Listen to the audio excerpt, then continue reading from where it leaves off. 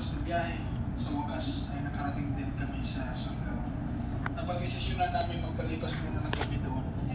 Hindi rin kasi pero ang higit 6 na oras na pabiyahiin namin pauwi ng Cagayan. Kailangan din namin ng konting pahinga para makabawi. Nice bathroom.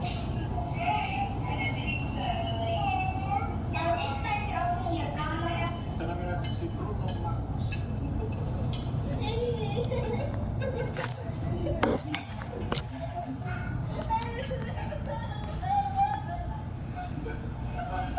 Nagpalipas muna kami ng gabi sa Surigao.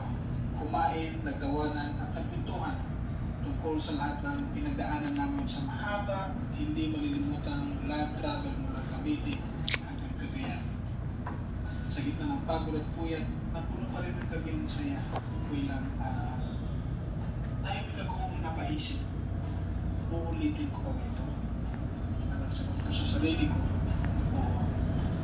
Uulitin ko ba ito? Dahil sa isa ito sa mga pangarap ko, ang malibot ang Pilipinas.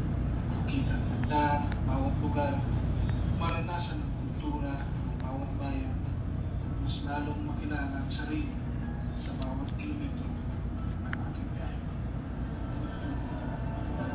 Hi guys, good morning. Update. It's 11:45. We are on our way to Cagayan City. Nasa Surigao pa kami, nag-stay over kami. Kasi di na namin kaya. So, ETA namin sa Cagayan is 5 p.m. Update na lang namin.